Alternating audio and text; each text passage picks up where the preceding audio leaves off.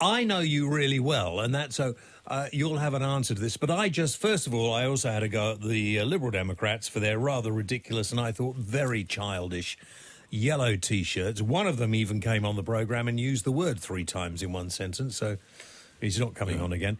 But turning your back appeared to quite a few people from other countries that Brits were turning their back on them. That's not what you were doing. We were turning our backs on a European Union that we'd just been told by the President of the European Parliament was a country. Whoever asked anybody in Europe whether they wanted the EU to become a country?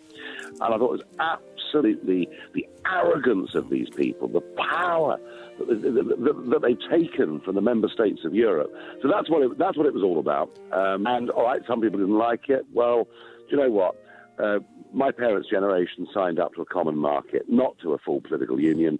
Nobody else in the rest of Europe has ever been asked whether they want this thing to turn into a state, and that is what our silent protest was about.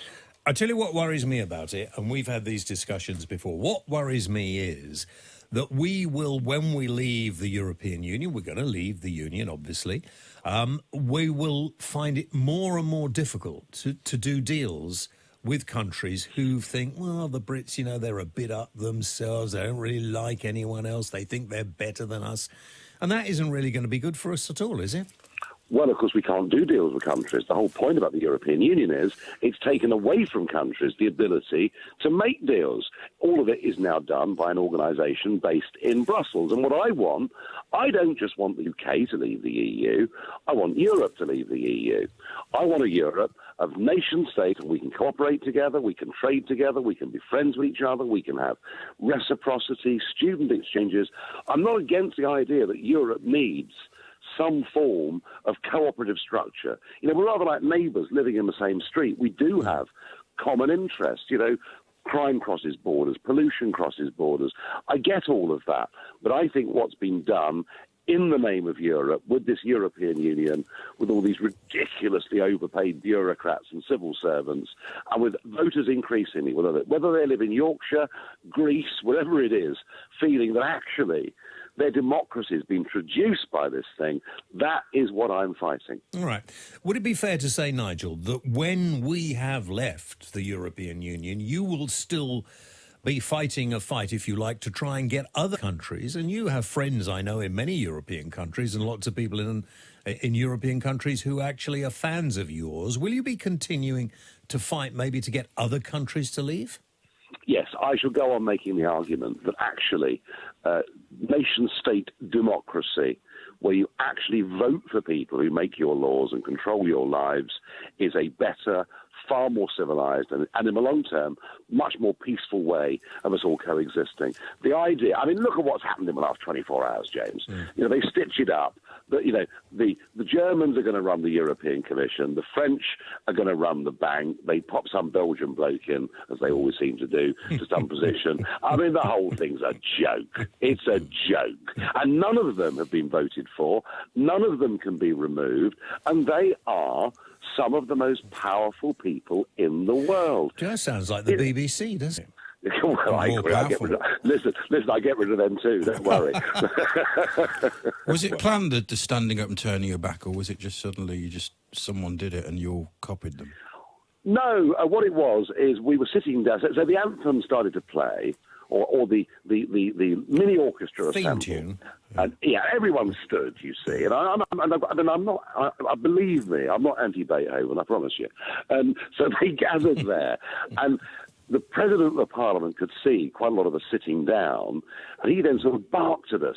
Show some respect. You get a detention. Stand up. You get a detention. Stand up. Yeah. When another country's anthem is playing. Freudian slip.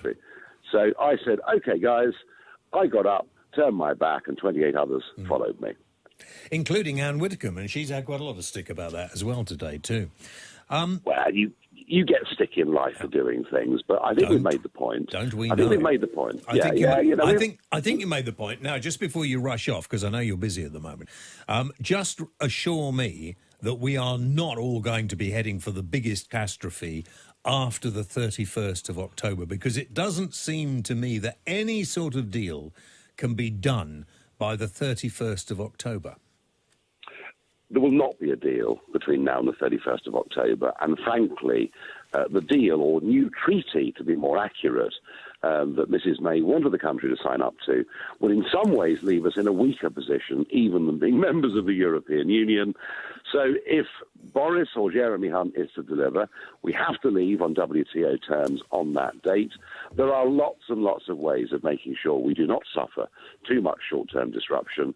But I actually personally believe that once we're free of this thing, I think we can then start to get laws that are more appropriate for our country, more appropriate for our businesses, and either way, we will be an independent nation, and that's what I've always believed in.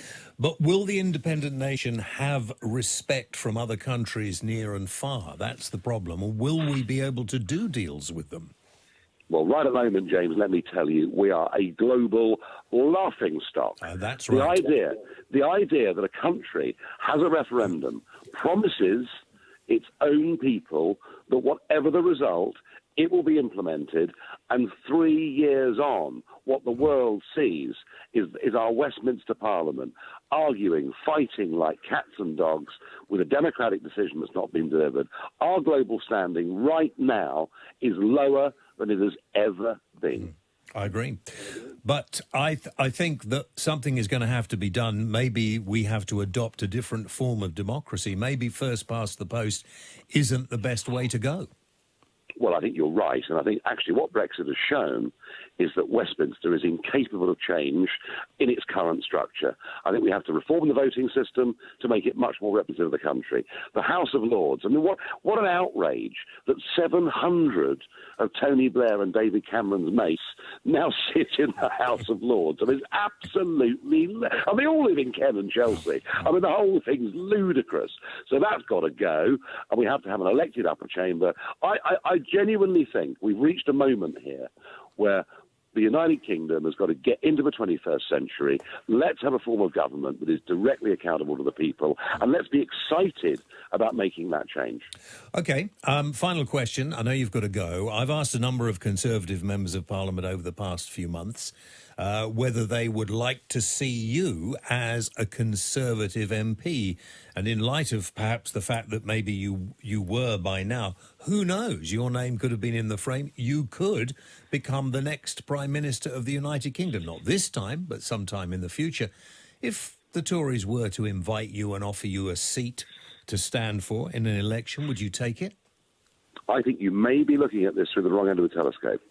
If Brexit is not delivered on the 31st of October, the Conservative Party, as you and I have known it for all these decades, is toast. Do you think so? Completely? Oh, I really do. Well, look at the European elections. They got less than 10% of the vote. You know, there are millions of Conservative voters who've deserted them already, and there are millions more just about clinging on by their fingertips. They will see, if we don't leave on the 31st of October, that as being a second betrayal. And maybe what we need, James, isn't just a new voting system, isn't just to get rid of the House of Lords, but actually to recognise that this two-party system that has dominated England and Wales ever since 1918 isn't actually fit for purpose anymore. Would you then start a new political party? Because the Brexit Party after Brexit will have to change anyway. And so a new slightly right-of-centre party may be wanted. I think there's a chance here of a genuine political realignment where the left and the right become reconfigured. And again, you know, if that happens in a modern 21st century way, frankly, so much the better.